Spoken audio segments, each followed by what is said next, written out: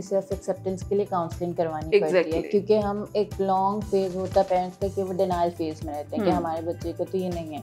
एक डॉक्टर ने आपको कर दिया, आई हैव नो ऑब्जेक्शन, आप सेकंड ओपिनियन लें, आपका राइट है, लेकिन आप सेकंड ओपिनियन लेते हैं, सेकंड डॉक्टर इस चीज़ को स्टैम्प कर देता है कि ये चीज़ ऐसी है, then we go to third doctor, fourth doctor, कहीं तो कोई हमें उम्मीद दिलाए। लेकिन जब आप क्योंकि आप उस चीज़ को एक्सेप्ट नहीं कर रहे होते, you are continuously in the denial phase, लेकिन आपकी सराउंडिंग में जो लोग हैं वो देख रहे हैं, ठीक है, दे वुड नॉट, वो डिनाइल फेज में नहीं होंगे, they would not deny it.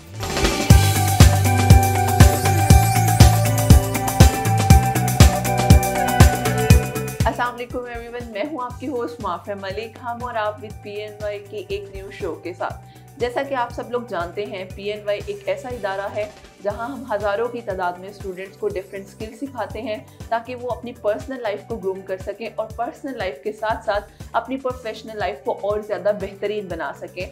PNY pink एक पोर्टफोलियो है हमारा PNY ट्रेनिंग्स का, जिसमें हम स्पेशली बात करते हैं ख़वातीन से रिलेटेड, किस तरह से ख़वातीन मर्दों के शाना बशाना काम कर सकती हैं, घर में रहते हुए अपनी ऐसी कौन सी स्किल्स को यूटिलाइज कर सकती हैं कि वो अर्निंग की तरफ जा सकती हैं। इसी पे बेस्ड हमारा आज का शो है। हम बात करते हैं कभी हेल्थ से रिलेटेड, कभी एजुकेशन से रिलेटेड, कभी IT से रिलेटेड। आज हम बहुत ही इम्पॉर्टेंट टॉपिक पर डिस्कशन करेंगे कि पाकिस्तान में कज़न मैरिज का ट्रेंड इतना क्यों है, कज़न मैरिज की वजह से होने वाले बहुत से इश्यूज भी हैं, फ़ायदे भी हैं, नुकसान भी हैं। तो आज हम इन पे डिटेल पे बात करेंगे और कौन कौन सी चीज़ों को हमें मद्देनज़र रखना चाहिए कज़न मैरिज के इस पूरे सिनेरियो में। तो हमारे साथ जो डॉक्टर मौजूद हैं, मैं उनका तारुफ करवाती चलूँ। डॉक्टर सहर आमिर हैं जो कि फिजियोथेरेपिस्ट हैं। आइए हम इनसे बात करते हैं। अस्सलाम वालेकुम डॉक्टर, कैसी हैं? अल्हम्दुलिल्लाह, आप कैसी हैं? अल्हम्दुलिल्लाह, थैंक यू सो मच आपके वक्त के लिए। Thank you for having me. Thank you. हम जैसा कि अभी बात कर रहे थे कज़न मैरिज से रिलेटेड, तो डॉक्टर सहर, पाकिस्तान में ट्रेंड बहुत ज़्यादा बढ़ गया है। बिल्कुल। मतलब ऐसा क्यों है कि हमारे यहाँ कज़न मैरिज का ट्रेंड इतना ज़्यादा है कि फैमिलीज़ बहुत ज़्यादा बाउंड हो जाती है, नहीं जी खानदान से बाहर होगी नहीं, बाउंड बिल्कुल रिस्ट्रिक्शंस लग जाती हैं, नहीं जी इसके अलावा हमारे पास कोई ऑप्शन नहीं है। हम अपने बच्चों को घरों में बिठा लेते हैं, लेकिन कज़न मैरिज के अलावा फैमिली से बाहर नहीं निकलना चाहते। तो इसके पीछे क्या रीज़न है हमारे साथ? बेसिकली एक जो हमारा मेन रीज़न है वो ये है कि हमारा कास्ट सिस्टम या जो कल्चर सिस्टम है, ट्रेडिशनल है, लोग अपने ट्राइब से बाहर करते नहीं हैं। एक वो जो हम कहते हैं सुपीरियरिटी कॉम्प्लेक्स है, बिल्कुल, कि हम सोचते हैं वो ज़ात के लोग छोटे हैं, हमारी ज़ात बड़ी है, या हमारा जो लेवल है, हमारा स्टेटस है, सोशो इकोनॉमिकल स्टेटस है, उसका डिफरेंस बहुत ज़्यादा आ जाता है। सेकेंडली ये ऑल्दो ये अनफॉर्चुनेट चीज़ है कि ख़ानदान से बाहर शादियों में ज़्यादा केसेस देखे जाते हैं, फ्रॉड के या डोरी केसेस हैं इस तरह के, तो लोग प्रेफर करते हैं कि हम अपने ख़ानदान में करें क्योंकि हम बचपन से जानते हैं उनको, या फैमिलीज़ काफ़ी फैमिलियर हैं, ऑल दो के इतना फ़र्क नहीं पड़ता उस चीज़ से, अनटिल अनलेस जब लड़की आपकी उस घर जाकर रहती है तो उसको पता चलता है कि उस घर की हकीकत है। लेकिन एक वो हमारा माइंड सेट है कि अपने ख़ानदान में करेंगे, अपनी फैमिली में करेंगे तो ज़्यादा बेहतर है, हालांकि it's more disastrous and more harmful as compare to कि आप बाहर शादियाँ करें। लेकिन हमारे यहाँ वो इतना ज़्यादा बन चुका हुआ है कि नहीं जी फैमिली के बाहर तो हम कर ही नहीं सकते हैं। तो फैमिली के अंदर भी अब मैंने बहुत से केसेस ऐसे भी देखे हैं डॉक्टर साहब कि शादी के बाद इतने मसाइल आते हैं कि पेरेंट्स आपस में अगर बहन के घर की है या वो मिलना बंद कर देते हैं, तो ये बड़े इश्यूज आते हैं। अच्छा डॉक्टर साहब, थोड़ा सा हमें बायोलॉजिकली बताएं कि क्या क्या इश्यूज आ सकते हैं जब कज़न मैरिज होती है, क्योंकि हमारे यहाँ बहुत से केसेस देखे हैं, कुछ बच्चे मेंटल डिसेबिलिटी का शिकार हो जाते हैं, कुछ फिजिकल डिसेबिलिटी का शिकार हो जाते हैं। तो ये क्या बेसिक, इसके पीछे क्या रीजंस होती हैं, हमारे साथ थोड़ा सा शेयर करें। क्योंकि अगर मैं मेडिकल टर्म्स में जाऊंगी तो वो थोड़ा समझना कंफ्यूज हो जाएगा, डोमिनेंट रिसेसिव, तो हम इसको इस तरह से कह लेते हैं कि हमारे अंदर दो जीन्स होती हैं, एक गुड जीन और एक बैड जीन। हमारा जो बैड जीन है वो डिजीज़ कैरी करता है, ठीक है। अब अगर आपके फादर में बैड जीन है, आपकी मदर में भी है, वो शायद हो सकता है आप में रिसेसिव हो, लेकिन अगर आप में और आपके पार्टनर में दोनों में होगा, जब दो चीज़ 50-50 मैच करेंगे, इट विल मेक 100%, तो वो आगे आपके बेबी में नेक्स्ट जो आपका ऑफस्प्रिंग होगा उसमें कैरी आउट हो जाता है। वो कुछ बीमारियां ऐसी होती हैं जो फादर कैरी करते हैं, वो आगे सिर्फ बेटों में होती हैं, बेटियां उनसे सेफ होती हैं। ऑन द अदर हैंड कुछ ऐसी होती हैं जो मदर में होती हैं, वो लड़कियां कैरी करते हैं, क्योंकि कुछ हमारी एक्स जीन्स में होते हैं, कुछ हमारी वाई जीन्स में होते हैं। और हमारे यहाँ जैसे कि हमने डिस्कस किया कि कज़न मैरिजेस का ट्रेंड बहुत कॉमन है, तो वो ऐसा भी नहीं होता कि हमारी सिर्फ एक कज़न मैरिज हो गई, बल्कि दादों की है, फिर आगे से उनके बच्चों की है, फिर आगे से, तो वो एक पूरी हम चेन चलाते हैं। जो कि हमारी बीमारियां कंटिन्यू करती जाती हैं, वो पूरी चेन के थ्रू आगे आती हैं। ऑल्दो हमें पता होता है, हम अक्सर जब आप अपने किसी पेशेंट की हिस्ट्री लेते हैं तो आगे से कहते हैं कि हमारी फैमिली में हार्ट डिजीज़ की हिस्ट्री है या हमारी फैमिली में शुगर की हिस्ट्री है, तो आपको पता होता है कि एक चीज़ आपकी फैमिली में रन कर रही है, but you still don't put a pause, you don't stop, आप फिर भी आगे कज़न मैरिजेस करते रहते हैं। तो अब हम देखें, अच्छा समटाइम्स ये होता है कि बहुत सारे लोगों में हम कहते हैं हमारे बच्चों को तो कुछ नहीं है, हमारी कज़न मैरिज है लेकिन हमारे बच्चों में कोई इशू नहीं है, क्योंकि उनमें जो इशू होते हैं वो बहुत माइनर होते हैं, जैसे हाइट का छोटा रह जाना, वेट गेन ना होना, स्लो लर्निंग के लिए हम कहते हैं हमारा बच्चा पढ़ता नहीं है, हमें ये एहसास नहीं होता कि बच्चे में स्लो लर्निंग है, बच्चे को पढ़ रहा है, वो अपनी पूरा 100% दे रहा है, पर उसको समझ नहीं आ रहा। तो इस तरह से बहुत सीरियस डिजीज़ भी हैं, जैसे हम कंजेनिटल डिजीज़ पे चले जाते हैं। आजकल थैलेसीमिया बहुत वो है, बिल्कुल बहुत ट्रेंड वो कॉमन है। थैलेसीमिया हर दूसरा तीसरा बच्चा जब आप देखेंगे उसको some of the other with thalassemia, और हम जानते हैं कि थैलेसीमिया के बच्चों को हर 10-15 दिन बाद ब्लड ट्रांसफ्यूजन होती है। बट अगेन हम स्टॉप नहीं करते, हम थैलेसीमिया होने के बावजूद फिर भी अपने बच्चों को खानदान नहीं करेंगे, जानते हुए कि हमारे में थैलेसीमिया क्यों है, क्योंकि हमारे पेरेंट्स दोनों में था, लेकिन still we are carrying it forward. और ये बड़ा आगे जाके मुश्किल मेरा ख्याल है बच्चों के लिए भी स्पेशली होता है। तो हमें ये स्क्रीनिंग कैसे कर सकते हैं, कि हमें आइडिया कैसे होगा अगर कज़न मैरिज हो गई है for instance, out of nowhere, ना चाहते हुए भी कुछ नहीं कर सके, अब उनकी कज़न मैरिज हो गई है, तो अब उसमें हम स्क्रीनिंग किस तरह से करवा सकते हैं? लेकिन करने के बाद तो ऑब्वियसली हम कुछ नहीं कर सकते, लेकिन शादी जब आपने व्हेन यू हैव डिसाइडेड कि आपने इधर शादी करनी है, तो there are 2 option, genetic screening and genetic counselling. Okay, ठीक है, जब हम जेनेटिक काउंसलिंग पे जाते हैं तो वी टॉक टू द जो हमारे होते हैं ग्रूम एंड ब्राइड, कि आपकी फैमिली की क्या हिस्ट्री है, आपकी फैमिली में कौन कौन सा डिजीज़ रन करता है, फिर हम उनको समझाते हैं कि अच्छा ये है, क्योंकि we are still under developing country, तो हमारे पास इतनी मेडिकल फैसिलिटीज़ उस तरह से हैं नहीं। पाकिस्तान में कहीं जेनेटिक स्क्रीनिंग नहीं होती। अगर आपने जेनेटिक स्क्रीनिंग करानी है और and you are affording family, या आप अपर क्लास से हैं या अपर हाई क्लास से हैं, तो आप जाके लैब से अपना सैंपल देते हैं, जो कि सैंपल बाहर जाता है। ओके, और बाहर से स्क्रीनिंग होकर आती है, which cost around 3 lakh 4 lakh इस तरह से। तो वो नॉर्मल फैमिलीज तो हमारी अफोर्ड नहीं कर सकती। अदर देन दैट, क्योंकि अभी हमने थैलेसीमिया की बात की, तो थैलेसीमिया जो है वो बहुत इजीली रूल आउट हो सकता है, और फॉर्चुनेटली पाकिस्तान में थैलेसीमिया की बहुत सी जगह फ्री स्क्रीनिंग हो रही है। तो we can avail the opportunity कि हम एटलीस्ट थैलेसीमिया टेस्ट करा रहे हैं और कुछ नहीं। तो फर्दरमोर जब हम इस तरफ आते हैं कि जब शादी हो गई है, ठीक है, उसके बाद आपका जब फर्स्ट बेबी हो गया एंड यू रियलाइज कि बेबी में कोई इशू है, तो सेकंड बेबी से पहले आपकी इम्प्लांट स्क्रीनिंग होती है। कि फर्स्ट बेबी में अगर तो जो इशू है वो आपको, जिस तरह अगर हम कहते हैं कि डिलीवरी के वक्त थोड़ा मिस हैंडलिंग है या इस तरह से, वो दैट्स अ डिफरेंट केस। लेकिन अगर हमें पता है कि क्रोमोसोमल डिजीज़ ही है, जैसे डाउन सिंड्रोम हो गया या कंजेनिटल हो गया, और एक मेजर जो आजकल है मिसकैरेजेस की हिस्ट्री बहुत ज़्यादा औरतों में, और बेबी हो गया तो स्टिल बर्थ बहुत ज़्यादा है। हमारा जो जेनेटिक डिजीज़ होते हैं ना, ज़रूरी नहीं है कि वो आपके on at the time of birth ही नज़र आ जाए आपको। कुछ प्रीनेटल होते हैं जो आप प्री बर्थ होते हैं, जो कि आपको ड्यूरिंग द गेस्टेशन पीरियड पता चल जाता है बच्चे का, जब ऑर्गन्स ट्रांसफॉर्म हो रहे होते हैं, फॉर्म हो रहे होते हैं, तो कहीं पे हार्ट फॉर्मेशन में इशू होता है, इसीलिए मदर की रेगुलर स्क्रीनिंग की जाती है, अल्ट्रासाउंड और इस तरह से। फिर सेकेंड, हमारा eight the time of birth हमें पता चल जाता है, समटाइम्स बेबी बहुत ब्लू हो जाता है और इस तरह से, या उसके हाथ पाँव अगर उसमें डाइवर्जन है या इस टाइप की कोई चीज़ है। थर्ड जो बहुत डिफ़िकल्ट मैं कहूँगी या सबसे डिफ़िकल्ट होता है, वो होता है जब आपका बच्चा 6 माह का हो गया, 1 साल का हो गया, 2-3 साल का हो गया, तब जाके उसके डिजीज़ सामने आते हैं, जैसे CP हो गया, ऑटिज़म हो गया।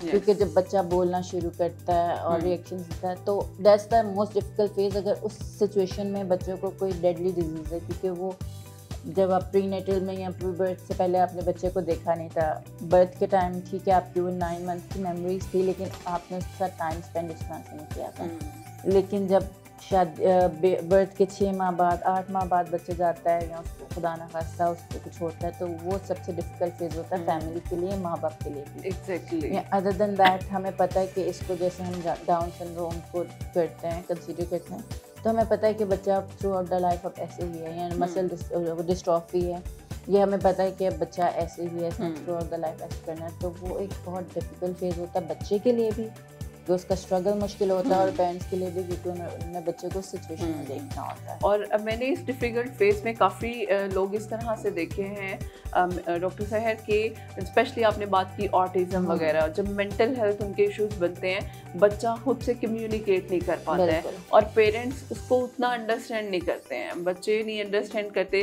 क्योंकि हमें थ्रू आउट आइडिया होना शुरू हो जाता है, बच्चा आई कॉन्टैक्ट मेंटेन नहीं करता, तो ये काफ़ी इश्यूज होते हैं। एग्जैक्टली, लेकिन हम उस चीज़ को उस वक्त रूल आउट नहीं कर पाते हैं और मेरा ख्याल है उसके बाद पेरेंट्स बहुत ज़्यादा पैनिक हो जाते हैं। तो फिर उस सिचुएशन में आप किस तरह से उन लोगों को थोड़ा गाइड करते हैं? क्योंकि मैंने देखा है ज़्यादातर जब पेरेंट्स अपने बच्चों के मामले में, ऑब्वियसली पेरेंट्स सेंसिटिव हो जाते हैं, ओवर सेंसिटिव हो जाते हैं, लेकिन वो बहुत ज़्यादा पैनिक भी कर जाते हैं। तो ऐसी सिचुएशन में हम पेरेंट्स को किस तरह से फिर ज़रा हैंडल करते हैं और काउंसल करते हैं? देखिए, सबसे पहले तो पेरेंट्स को जो हमें उनकी सेल्फ एक्सेप्टेंस के लिए काउंसलिंग करवानी पड़ती है, क्योंकि हम एक लॉन्ग फेज होता है पेरेंट्स का कि वो डिनायल फेज में रहते हैं कि हमारे बच्चे को तो ये नहीं है।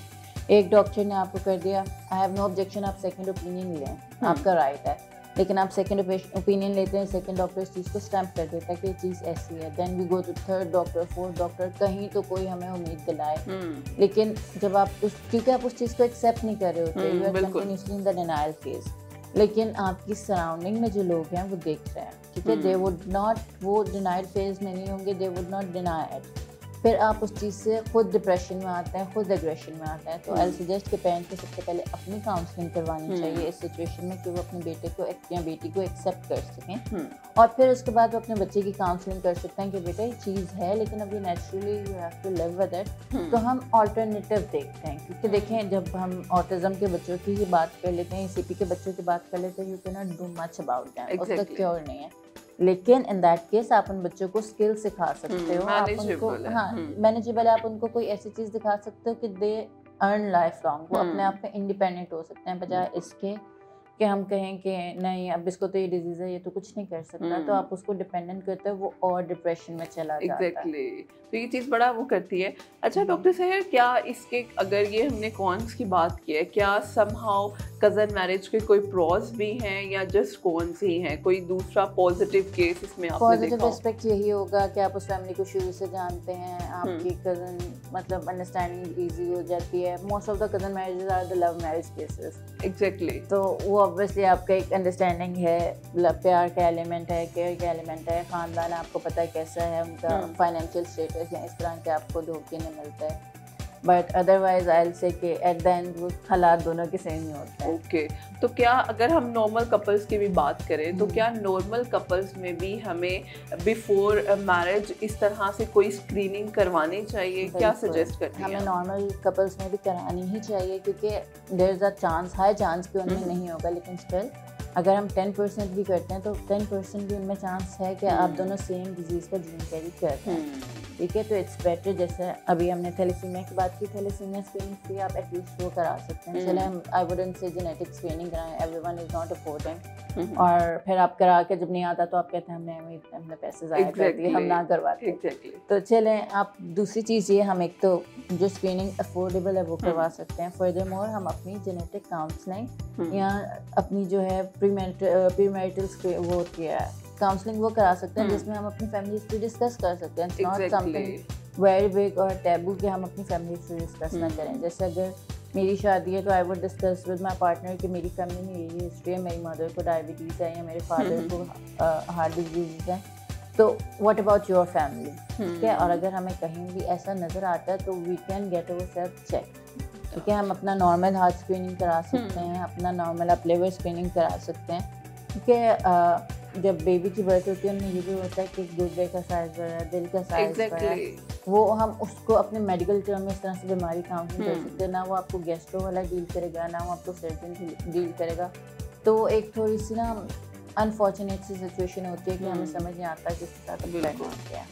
और एक बहुत कॉमन कॉन्सेप्ट है कि लोग कहते हैं हमारे माँ बाप की भी तो हुई है ना, हमारे दादा दादी की भी हुई है, हम कर लेंगे तो इसमें तो जब उनकी हुई थी तब सिनेरियो बहुत डिफरेंट था, एनवायरमेंटली भी और मेडिकली भी, कि बहुत सी चीज़ें थी तो तब डायग्नोस्ड ही नहीं थी, बहुत सी फैसिलिटीज़ थी जो अब अवेलेबल ही नहीं थी, और समवेयर वो अपनी फर्स्ट या सेकंड चेन थे। आप कितनी चेन से करते आ रहे हैं तो कैरी होता आ रहा है, तो ये चीज़ें वक्त के साथ मेरा ख्याल है चीज़ें बहुत सी चेंज होती हैं, हमारे हार्मोन्स चेंज हो रहे हैं। आप देखें मॉडर्न एरा में बहुत सी एनवायरमेंटल चेंजेस आ रहे हैं जो हमारी बॉडी पे बहुत इन्फ्लुएंस करते हैं। जैसे हम फेशियल हेयर्स की बात करते हैं तो नॉर्मली ये बात की जाती है कि हार्मोनल इशू, आपकी फैमिली में तो हार्मोनल इशू नहीं था, क्योंकि पहले जो फैमिली की डाइट्स थी वो भी ऐसी नहीं थी। हम लोग प्रोसेस्ड चीज़ें खा रहे हैं, हमारी डाइट प्रोसेस्ड है। हम other time most of us, जैसे आप हैं, मैं, हम लोग जॉब करते हैं तो हम लोग नाश्ते मिस कर देते हैं, हमारे खाने इस तरह से, तो इस वजह से भी हमें डिजीज़ का रेशियो बहुत ज़्यादा है ऑलरेडी, और उसके बाद हम कज़न मैरिजेस करते हैं तो वो स्पाइक आ जाता है। बिल्कुल, ये बड़ा इम्पॉर्टेंट टॉपिक है जिस पे बात करना मेरा ख्याल है बहुत ज़रूरी थी। अगर हम इस चीज़ को अंडरस्टैंड करें तो हम अपने आने वाली अगली जनरेशन को ज़रा बेहतर तरीके से ग्रो कर सकते हैं, ताकि जो मसाइल हमने या हमारे पहले वाले जो जनरेशन है उन्होंने फेस किए वो हमारी नेक्स्ट जनरेशन ना फेस कर सके। टाइम हमारे पास लिमिटेड होता है, बातें डॉक्टर साहब बहुत सी होती हैं। लास्टली मैं चाहती हूँ कि आप हमारी ऑडियंस के साथ कोई मैसेज शेयर करें जो कि उनके लिए हेल्पफुल हो सके। आई जस्ट से कि एक हमारे जो माशरे में चीज़ देखी जाती है कि अगर किसी का डिसेबल बेबी है कुछ है तो एक मिथ है कि इसकी माँ ने कुछ गलत किया होगा या प्रेगनेंसी में ख्याल नहीं किया होगा, इस तरह से। तो प्लीज़ माँ को ब्लेम करने से कुछ नहीं होगा। आप पहले स्क्रीनिंग करवाएं, अपने बच्चों की स्क्रीनिंग करवाएं, प्री मैरिटल काउंसलिंग कराएं, प्री इम्प्लांटेशन स्क्रीनिंग कराएं, मेडिकली अपने बच्चों को चेक कराएं। किसी को ब्लेम करने से, ब्लेम गेम खेलने से कुछ नहीं होता। तो अगर आप, माँ ऑलरेडी डिप्रेस्ड होती है जब उसके बच्चे को कुछ हो, माँ बाप से ज़्यादा डिप्रेस्ड कोई नहीं होता। तो काइंडली सिर्फ माँ बाप को ही नहीं, बी काइंड टू एवरीवन, और दूसरों की सिचुएशन समझें। आप उनकी जगह पर नहीं है, you are not in their shoes, so stop blaming. आप जो किसी के लिए अच्छा नहीं कर सकते तो किसी के लिए बुरा भी मत कीजिए। बहुत अच्छा ये मैसेज था कि इन शॉर्ट कि आप दूसरों का मजाक ना बनाएं। आप अपने आप को अगर उस जगह पे कंसीडर करें तो आप कभी भी उस चीज़ को एक्सेप्ट नहीं करेंगे, क्योंकि मैंने बहुत से पेरेंट्स इस फील्ड में देखे हैं जो डिनायल फेस में होते हैं, बहुत अच्छी अप्रोच के भी होते हैं, लेकिन स्टिल वो डिनायल में होते हैं कि हमारे बच्चे के साथ ये ऐसा हो ही नहीं सकता, ऐसा हो ही नहीं सकता। ट्रांसजेंडर कम्युनिटीज़ की सबसे बड़ी एग्जांपल है, लोग अपने बच्चे को डिसऑन कर देते हैं। बिल्कुल, और ये बड़ा इंपॉर्टेंट है अगर हम इस चीज़ को अंडरस्टैंड करें। आई होप आपको ये सेशन बहुत ज़्यादा आपके लिए इन्फॉर्मेटिव रहा होगा, आपने बहुत कुछ सीखा होगा। इंशाल्लाह फिर हाजिर होंगे एक न्यू सेशन के साथ, तब तक हमें इजाज़त दीजिए। अल्लाह हाफ़िज़।